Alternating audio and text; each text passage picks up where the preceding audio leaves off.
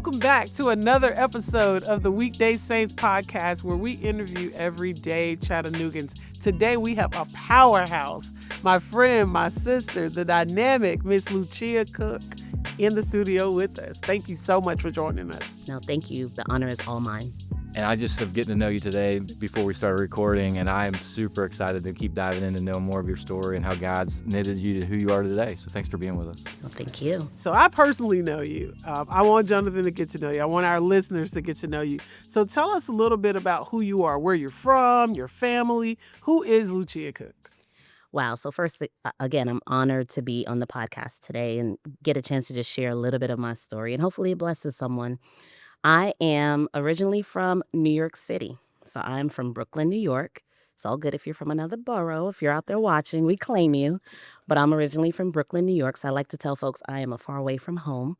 Got here because of work, but we'll get there at some point. I am the oldest of 3 children. My parents are from the Caribbean.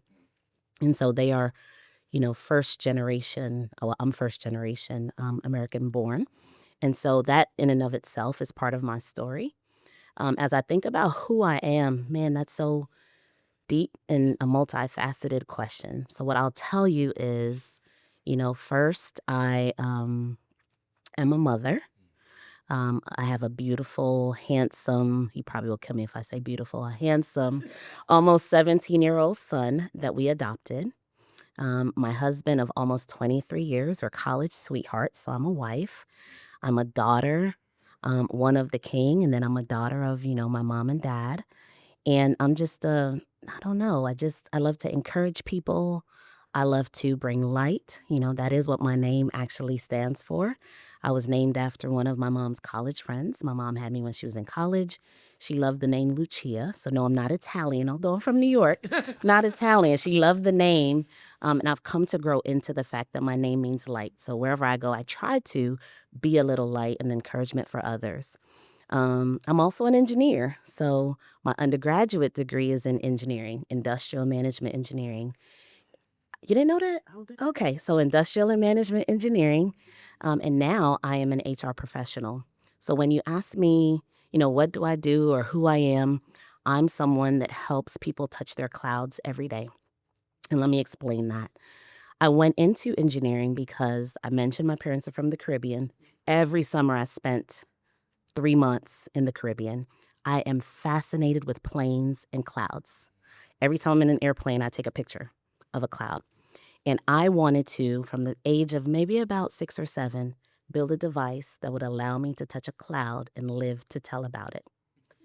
So my mom said, engineers build things, aeronautical engineers build things that go into space. There it is. I'm going to be an aeronautical engineer. Through coaching, etc., I ended up graduating with industrial management engineering degree. So I didn't build the device to touch the cloud myself, but as I realized that people were really where my heart is, and I moved into HR, what I say is that I help people touch their clouds every day. That's so beautiful. I love that. And touching clouds is such a great analogy because it's this thing that feels too far away. And what you're saying is you help them get to that thing that might have felt too far away.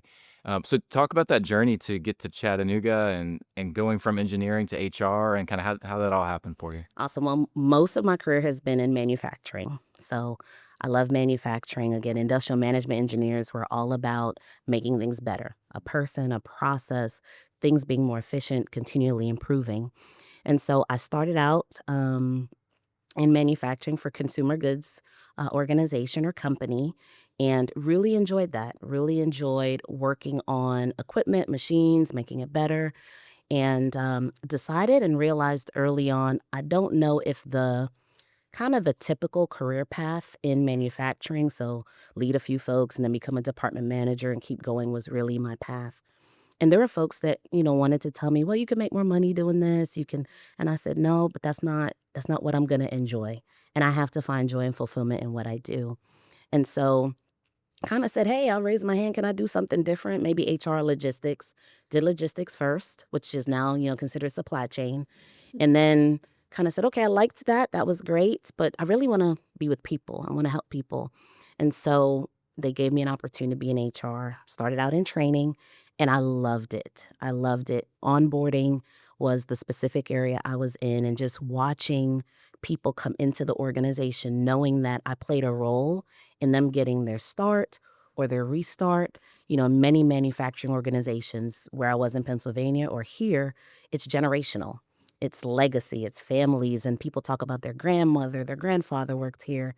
And so just knowing that I played a role in helping them be a part of that was great. And so they said, okay, you seem to be doing it right, I hope, in HR. And so I got an opportunity to stay in HR. And then this role came open really in Cleveland, Tennessee. And I said, okay, we're gonna do it and jump. And so my husband and then 2-year-old, we decided to move to Ottawa, Tennessee. We figured Ottawa was kind of in the middle of Cleveland, which is work, and Chattanooga, which is play. And that's where we settled about 15 years ago now. And that's what I've been doing ever since.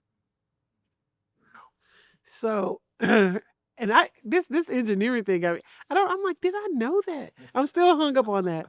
Um, there's a lot that you do. We've talked a little bit about your transition from different roles within the same company. But there's always been something that kept you connected to the love of where you work. So you say you love manufacturing, so you've kind of stayed there. What do you love the most about the work you get to do? Oh man, that's a really great question. It's funny because I tell people, HR folks always say I love people. Now, I love people. Sometimes I don't like I people. was Let's like, just be I'm like, honest. do you know? No, Sometimes I don't like what right. people do, right? Or what they say or Right. how they behave. But what I love the most is getting to help someone remove a barrier that they thought was there, that sometimes isn't there, they've self-created. Or maybe sometimes the company did put a barrier in the way, and helping to remove that obstacle barrier, helping people realize their full potential and go beyond even what they believe that they're able to do. It's that people thread. It's that inspiring growth, whether it's for the organization or for the person. There's so many, especially women that I come in contact with that will say, because of you, I went back to school, or because of you, I applied for that other role, or something to that effect. And I'm just like, wow, I played a small part in that. Like, God enabled me to be a vessel to help you and encourage you to be your best self, or to do more, or to reach your highest potential. That's been my through line, helping people. What does that look like in an HR role? What's the interaction look like, and what are those tangible ways that you get to help people? Oh wow, that's a really good question too. So, in its simplest forms, it could be, hey Lucia, what help me understand that benefit again, or hey, I'm trying to go back to school. We have tuition reimbursement. How much is that? Because that's a big burden for some people, and being able to know that a company or an organization will help them and reimburse them, or sometimes even pay it up front, is a burden that's relieved off of their shoulder. So that's help in that way. It could be sometimes sitting down and strategizing with a business leader.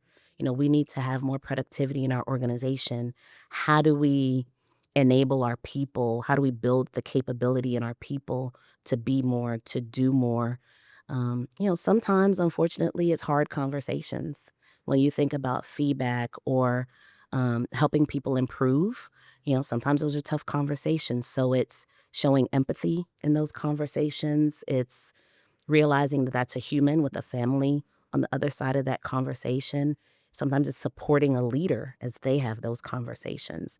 One of the parts I love about my job is not just pushing individuals to be their best selves, but the groups and organizations that I'm in and or support, pushing boundaries. I'm a little bit like, I'll stay within the boundaries. If you know DISC, I'm a C on the DISC. We stay within the lines because the lines are our friends. And so we like to be kind of accurate, so to speak. However, I get close to the edge and try to expand it a little bit, like challenge us to think bigger, think broader, think more differently. I had the opportunity of one of my roles being in diversity and inclusion for my organization. Wasn't on a career path, wasn't a stepping stone I had imagined, for sure not at that point. And what I told them, even in the interview, was my job is not to make anyone do anything. My job is to educate, to bring awareness, and to help people see a different and consider a different perspective. that's what I love, being able to open up a new door, whether that's to something you've never experienced, to understand about someone else, again, to be able to have us be our best selves so others can be their best selves. So, anytime you are a welcomed or unwelcome disruption to the status quo, or if you're bringing awareness, it doesn't come without some level of challenges, right? So, talk to us a little bit about how God has equipped you, um, and maybe even use those challenges to educate you, to prune you in your life, in your walk, in your call. Like, that's a very convoluted question, but let's talk about that. I'm The accustomed to your challenges. convoluted questions. All right. So, I think one, it's meeting people where they are. I think that's first and foremost. I can want to push you. I can want to, expand, but I've got to understand where are you to be able to move you, if that makes sense. And so, if you don't do that with care, if I don't do that with care, it's really for naught at the end of the day. As I think about some of the challenges personally, um, I'll share one. So, my personal challenge, my husband and I, again, have an adopted son, and we lost two boys, stillborn, probably within the first 3 years of our marriage. And so I knew that God told us we were going to be parents, didn't know exactly how. And one of the things that I've learned, and I learned through that process, because right before I had a major surgery, I said, I wish God would close that door if that's not the way for us to be parents. And literally within, it must have been a week or two, that door was closed. And so I've learned the power of words. So I would say that challenge from a professional standpoint has taught me to be very careful with my words. I don't always get it right. Sometimes I'll say something a little different. Sometimes I might not say it exactly the way they want to hear it, but I'm humble enough to go back and either apologize or say, you know what, I thought about that. Let's converse a little bit more, and really see the intent of what was trying to be said or shared, or let me understand your perspective a little bit more. Sometimes it's just, they don't want to hear it, or we're not going to do that. And I have to be okay and say, okay, not now. Some things are too early for their time. Some thoughts, some ideas are too early. And you have to go, okay, God, not now. All right, we'll come back to the drawing board and try again. So as I think about challenges, it's really for me has been the power of my words, using my words carefully, because in HR you talk a lot, you listen a lot, but you talk a lot. And the words that you use in HR, even just as a leader, are so impactful. There are people holding on to each of those words. There's people's livelihoods on the other side of those words. And so just being mindful, that's a word I use often, being mindful of the power you have that people place in you, not necessarily that God places, but that people place in you to help them, to lead them, to guide them. That's just, I don't know, inspiring, but it's also a huge responsibility I don't take lightly. I really love how you're talking about this, and I feel like I have a real clear picture of how you view people, and you view them seriously. You view them with dignity, and you view them as more than their job. Um, can you talk about how your faith in God has shaped the way you view people? Whew, yeah. Um, One, I recognize that, we are all sinners saved by grace, right? So I was just having this conversation with someone yesterday. We were talking about something. I said, well, that sin is no different than mine, right? And so I think that piece is grounding for me, that I am no different than anyone else. I remember when I first got promoted before, coming down here, and it was, oh my goodness, you're a, blah, blah, blah now. And I'm like, I get to go to more meetings and get to read more information and emails. Like I'll switch, right? Um, but at the end of the day, I'm not different. I'm not any different than anyone else. God loves me so much, and what I need to do is extend that love. I don't always extend it, And sometimes I got to go back and say, okay, God, that thought, or I didn't see that person the way you wanted me to see them. Um, I talked about, the experience with my husband trying to start a family.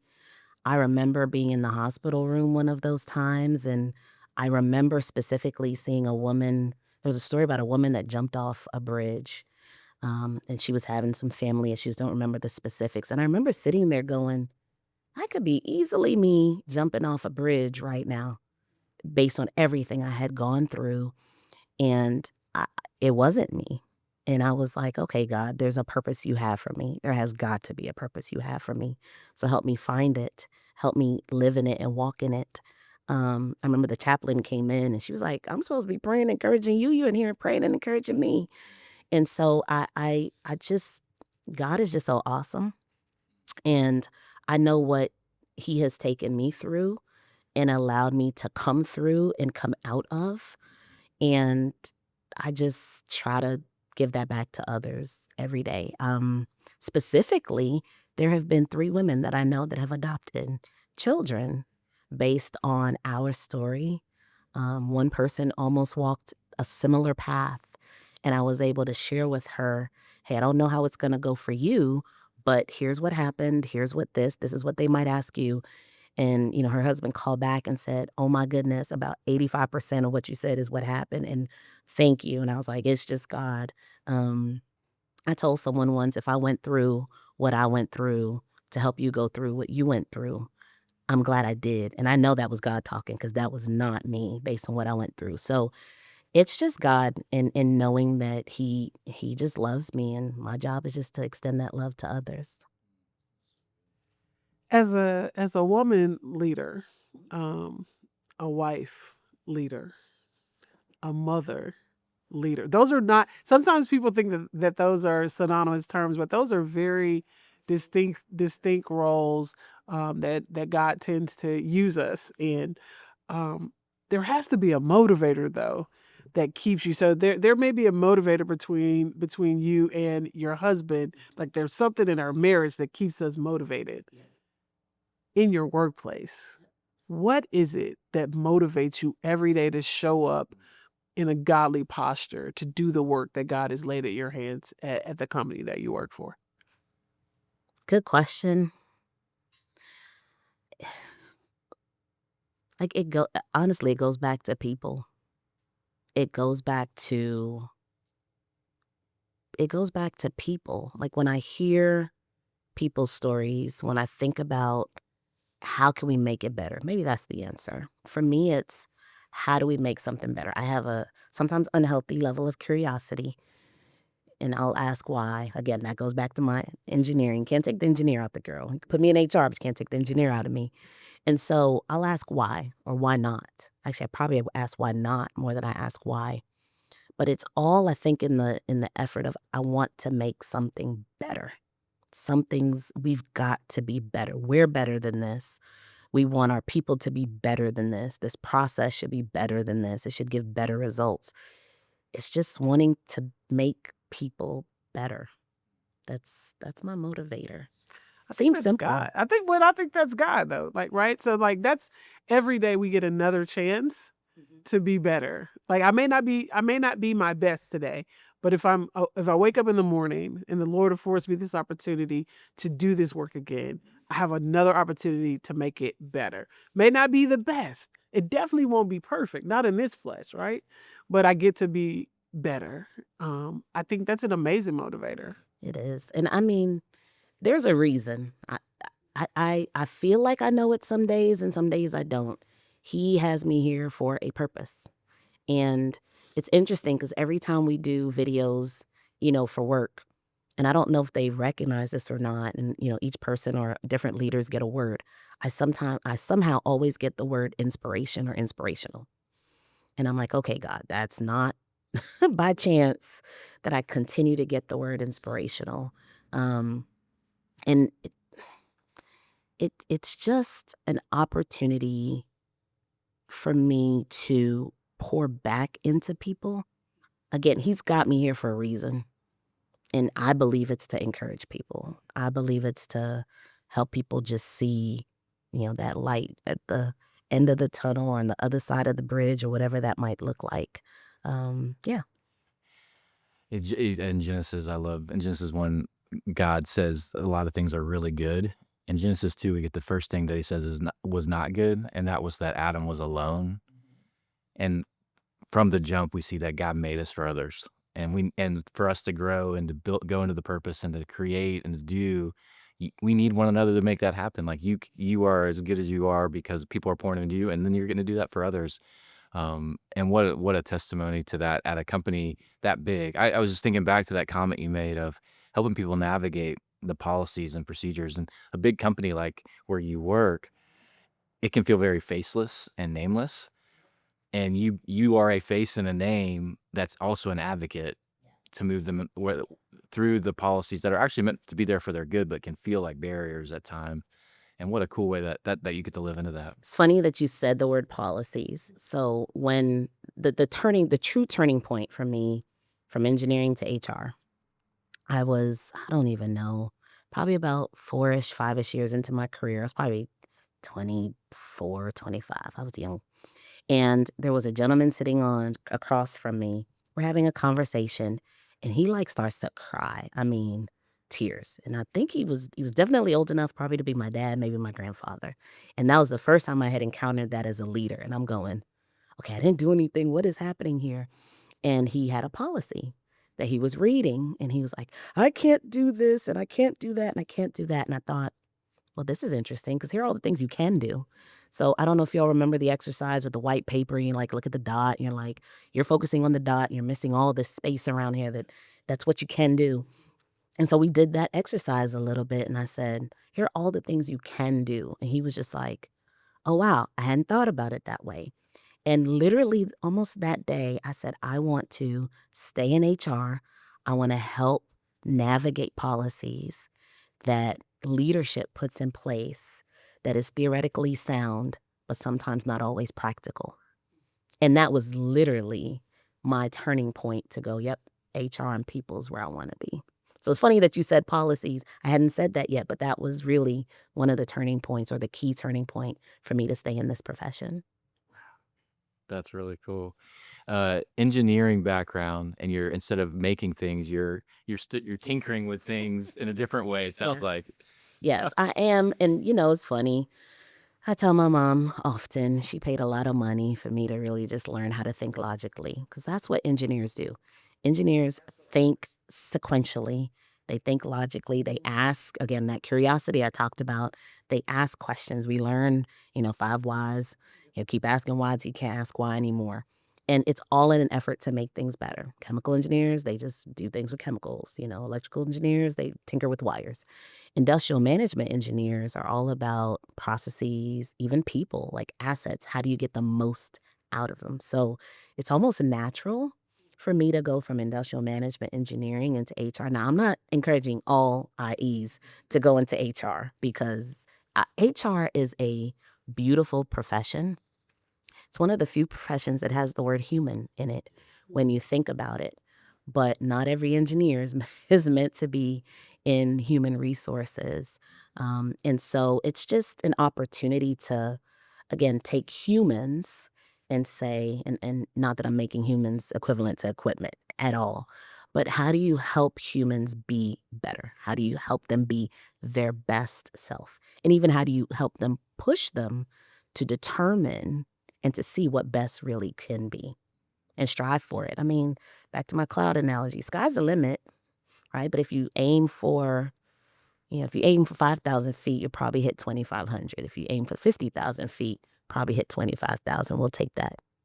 Is there a verse that you turn to or that motivates you in what you do? Scripture? Which one? Which one do I pick? Oh man, there are a few that come to mind. My grandmother's was always Psalm 91. He that dwelleth in the secret place of the Most High shall abide under the shadow of the Almighty. I won't say the whole thing, but my favorite is I can do all things through Christ who strengthens me. When I think of, again, my life story and then just what I try to be for others, it's you can do it. when I transitioned roles probably about 7 months ago, and my team, they were throwing a farewell for me, and one of the persons that was speaking said that she asked the team, "What are you going to miss the most about Lucia? Or, what did she do for you?" And she said almost unanimously, every person said there was never a time that she didn't tell me I couldn't do it. Like that's who I would go to, and she would say, "You could do it. You got this. I believe in you." And that's because, Christ is in me. And if he's in me and I've shared that a little bit with them, then you can do it too, and he can be all things for you. So that's my verse. Listen, it has been a pleasure. You have definitely brought the light, to this episode. There's going to be so many people that will be blessed by these words. So we thank you for coming on to this episode of the Weekday Saints podcast. Stay tuned. Lucia Cook, listen, I knew my friend was going to come on here and really drop some nuggets. I don't know that I knew all that she shared, but just to hear her passion and her heart and share it with our listeners was amazing for me. She took it really serious to be here, and the words she used were pointed and were thought through, and I could tell that's how she does her job. Because she cares. Yeah. Listen, her scripture, I think I knew that too. Her scripture of, being able to do all things through Christ who strengthens. She is a pusher. I told her, I was like, you're a pusher. She pushes people to be their better self. So to hear that come out, for her to recognize that that's who she is and the light that she brings to other people was amazing. And I loved how you were even surprised that she had an engineering background, because that's what she's doing. She's still using those skills of an engineer, not to make a product, but to tinker with someone to help them succeed and to be as efficient as they can so they can feel fulfilled in what they're doing. And her faith is really driving that, her view of who a human was. So it was really fun to hear her talk through that, and you could just feel the passion in the work that she does. Listen, it was a great episode. I'm so glad you tuned in. I hope it was a blessing to you in the work that you're called to do. Stay tuned for more episodes from Weekday Saints in the coming weeks.